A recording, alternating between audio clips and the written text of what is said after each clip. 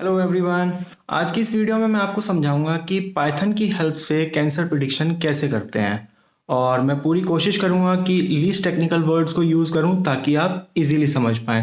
तो स्टार्ट करते हैं। मैंने इस प्रोसेस को 4 फेजेस में डिवाइड किया है। Data cleaning, data analysis, feature selection and prediction part. तो बात करते हैं फेज 1 डेटा क्लीनिंग की। डेटा क्लीनिंग क्या होता है? इस पूरे प्रोसेस के लिए सबसे पहले तो हमें डेटा चाहिए। उसके लिए मान लो हमने 7-8 कैंसर हॉस्पिटल का डेटा ले लिया। अब बात आती है डेटा क्लीनिंग की। बिकॉज उस डेटा में errors, missing values, duplicate patients या एक्स्ट्रा कॉलम भी होते हैं।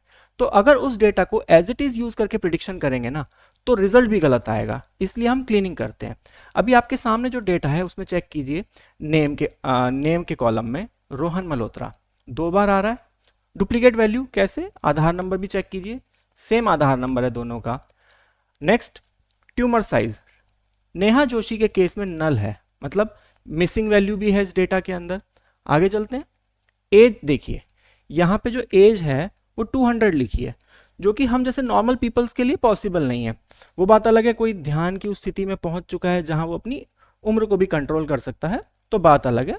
बट इन जनरल ये पॉसिबल नहीं है। आगे चलते हैं। यहाँ पे मान लीजिए वेट बाकी सब सही है। फॉर एग्जाम्पल यहाँ पे वेट कहीं पे लिखा होता -5 kg, वो भी गलत हो जाता। सो डेटा क्लीनिंग बहुत मस्ट होता है। उसके लिए पांडा की 2 इंपॉर्टेंट लाइब्रेरीज हैं, पांडास एंड नम्पी। की हेल्प से हम मिसिंग वैल्यूज हटा देते हैं, गलत डेटा करेक्ट करते हैं, अननेसेसरी कॉलम रिमूव कर देते हैं। इस स्टेप के बाद हमारे पास एक क्लीन और रिलायबल डेटा आ जाता है। अब नेक्स्ट फेज पे चलते हैं, जो है फेज 2 डेटा एनालिसिस। इस स्टेप में हम डेटा को पाइथन की इन 3 लाइब्रेरीज मैटप्लॉटलिब, सीबॉर्न एंड सीपाई की हेल्प से देखकर ये समझने की कोशिश करते हैं कि कैंसर का पैटर्न क्या है। इस फेज में हर फीचर का कैंसर से क्या रिलेशन है, पहले समझते हैं फीचर क्या होता है। अभी ऊपर ये जो एग्जांपल था आपके सामने, इसमें जितने भी कॉलम नेम्स हैं ये एक फीचर है। नेम एक फीचर है डेटा का, सिटी एक फीचर है, पेशेंट आईडी एक फीचर है, आधार नंबर एक फीचर है, ट्यूमर साइज एक फीचर है। ठीक है। सिमिलरली सेल थिकनेस एक फीचर है, सेल टेक्सचर एक फीचर है, एज एक फीचर है, एंड स्मोकिंग, हेरिडिटी, वेट, ये फीचर्स हैं। ठीक है। तो इस फेज में हम हर फीचर का कैंसर से रिलेशन क्या है वो जानने की कोशिश करते हैं। उसके लिए ग्राफ जनरेट करते हैं। तो मैंने आपको बताया मैटप्लॉटलिब की हेल्प से और अदर लाइब्रेरीज की हेल्प से हम ये सारा काम करते हैं। हम ग्राफ जनरेट करते हैं। ग्राफ से हमें क्लियर दिख जाता है कि कौन सा फीचर कैंसर से ज्यादा रिलेटेड है। तो बेसिकली जितने भी फीचर्स हैं, फॉर एग्जांपल आपके सामने यहाँ पे दिख रहा है एज एंड कैंसर, कि किस एज में प्रीवियस डेटा में कितने कैंसर पेशेंट्स थे, उससे हमें आइडिया लग जाता है कि जितनी कम एज है उतना ही कैंसर होने के चांसेस कम है। जैसे जैसे एज बढ़ रही है, यहाँ देखो नीचे ग्रीन है, यहाँ पे ग्रीन है, जैसे जैसे एज बढ़ रही है रेड हो रहा है। ठीक है। इसका मतलब एज के साथ में कैंसर होने के ज्यादा चांसेस हो रहे हैं। तो एक ग्राफ से हमें ये पता लग गया। सिमिलरली अदर जितने भी फीचर्स है ना, उनका कैंसर से जो रिलेशन है उसका हमें ग्राफ मिल जाता है यहाँ पे। तो सेल थिकनेस और कैंसर का क्या रिलेशन है, स्मोकिंग का कैंसर से क्या रिलेशन है, नेक्स्ट हेरिडिटी का कैंसर से क्या रिलेशन है, ये सारे रिलेशन जानने के बाद में हम थर्ड फेज की तरफ मूव करते हैं। Phase 3 feature selection. डेटा में बहुत सारी इंफॉर्मेशन होती है पर हर चीज काम की नहीं होती। जैसे पेशेंट आईडी यूजफुल नहीं है, पेशेंट नेम यूजफुल नहीं है, सिटी यूजफुल नहीं है, आधार नंबर यूजफुल नहीं है, बट ट्यूमर साइज यूजफुल है, सेल थिकनेस यूजफुल है, एज यूजफुल है, स्मोकिंग यूजफुल है, हेरिडिटी, ये जो फीचर्स हैं ये यूजफुल हैं। और ऊपर के जो से 4 फीचर्स हैं जिन पे मैंने क्रॉस किया है वो यूजफुल नहीं है। सो इस फेज में ना doctor plus data scientist and previous data analysis की हेल्प से उन फीचर्स को सिलेक्ट किया जाता है जो कैंसर प्रिडिक्शन में सबसे ज्यादा इंपॉर्टेंट है। और बहुत इंपॉर्टेंट बात ध्यान रखने वाली कि हेल्थ केयर में हार्ड रूल्स लगाए जाते हैं। हार्ड रूल्स क्या? कि प्रिडिक्शन सिर्फ बायोलॉजिकल फीचर से ही होगा, आइडेंटिटी बेस्ड प्रिडिक्शन अलाउड नहीं है। इसे क्या कहते हैं? बायस प्रिवेंशन।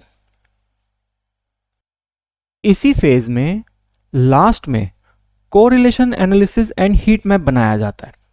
कोरिलेशन एनालिसिस का मतलब होता है दो फीचर्स के बीच का रिलेशन समझना। For example age and cell thickness का कितना स्ट्रॉन्ग रिलेशन है।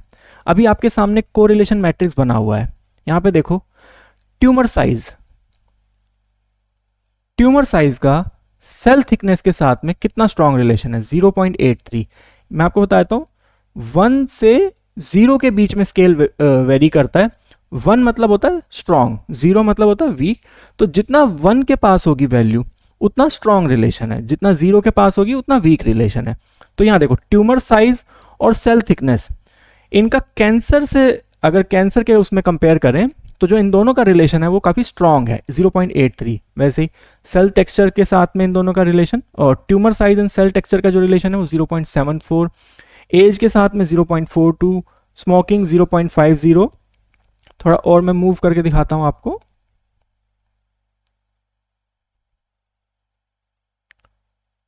एज के साथ में 0.42, स्मोकिंग 0.50, हेरिडिटी 0.55, वेट 0.48, और ओवरऑल कितना है कैंसर के साथ में उसका रिलेशन 0.89। इसका क्या मतलब है कि जो हमारा फीचर था, कौन सा फीचर था हमारा, ट्यूमर साइज, मतलब ट्यूमर साइज का कैंसर के साथ में जो रिलेशन है वो बहुत स्ट्रॉन्ग रिलेशन है, 0.89, नियर टू 1 है। सिमिलरली जो अदर फीचर्स हैं, ठीक है, एक सेकेंड, अदर फीचर्स जो हैं जैसे सेल थिकनेस है, सेल थिकनेस का हर फीचर के साथ में फिर से रिलेशन कैलकुलेट किया जाता है। ट्यूमर साइज के साथ में 0.83, सेल टेक्सचर के साथ में 0.71, एज के मैंने मूव नहीं किया यहाँ पे, एज के साथ में 0.38, स्मोकिंग के साथ में 0.47, हेरिडिटी 0.52, एंड लास्ट में अगर हम देखें कैंसर के साथ में इसका भी एक स्ट्रॉन्ग रिलेशन है 0.86। ठीक है, सेल टेक्सचर की बात करें तो सेम, इसके भी हमारे पास सारे रिलेशंस हैं, किसके साथ कितना स्ट्रॉन्ग रिलेशन है इसका, स्मोकिंग का, हेरिडिटी का, वेट का, इन सब का को रिलेशन एनालिसिस हम इस फेज में कैलकुलेट करते हैं और हीट मैप जनरेट करते हैं। हीट मैप से हमें बहुत क्लियरली पता लग जाता है रिलेशंस का। फॉर एग्जांपल ट्यूमर साइज देखो, आपको रेड दिख रहा है, मतलब मैं आपके सामने बताता हूं थोड़ा सा, जो डार्क रेड है, डार्क रेड का मतलब है स्ट्रॉन्ग रिलेशन, ठीक है। अगर लाइट रेड है तो medium relation, and blue weak relation, ठीक है। तो आपके सामने देखो हीट मैप से हमें बहुत क्लियरली विजिबल है कि ट्यूमर साइज से कैंसर पूरा देखो रेड, डार्क रेड है ना, स्ट्रॉन्ग रिलेशन है ट्यूमर साइज का। ट्यूमर साइज बड़ा है तो कैंसर होने के मैक्सिमम चांसेस हैं। सिमिलरली देखो कलर नीचे नीचे जाते हैं तो फेड हो रहा है, सेल थिकनेस में थोड़ा लाइट रेड हो रहा है, फिर सेल टेक्सचर में और लाइट हो गया, और अगर हम सबसे लास्ट में जाएं तो वेट का मतलब कम इम्पैक्ट है। तो थर्ड फेज के लिए जो इंपॉर्टेंट लाइब्रेरीज हैं एक बार उनकी भी बात कर लेते हैं। थर्ड फेज के लिए इंपॉर्टेंट लाइब्रेरीज हैं scikit-learn, सीबॉर्न, स्टैट्स मॉडल। इस स्टेप से मॉडल फास्ट और एक्यूरेट हो जाता है।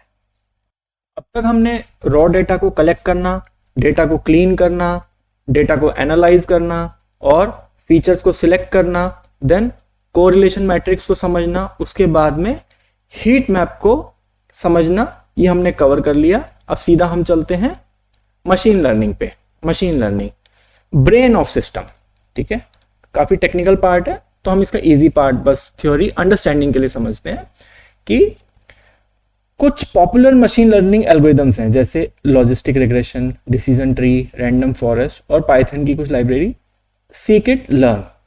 इनकी हेल्प से पाइथन मशीन लर्निंग मॉडल को सिखाया जाता है कि जब न्यू पेशेंट का डेटा इनपुट दिया जाए तो कैसे प्रीवियस डेटा एनालिसिस से कंपेयर करके प्रिडिक्शन की जाए।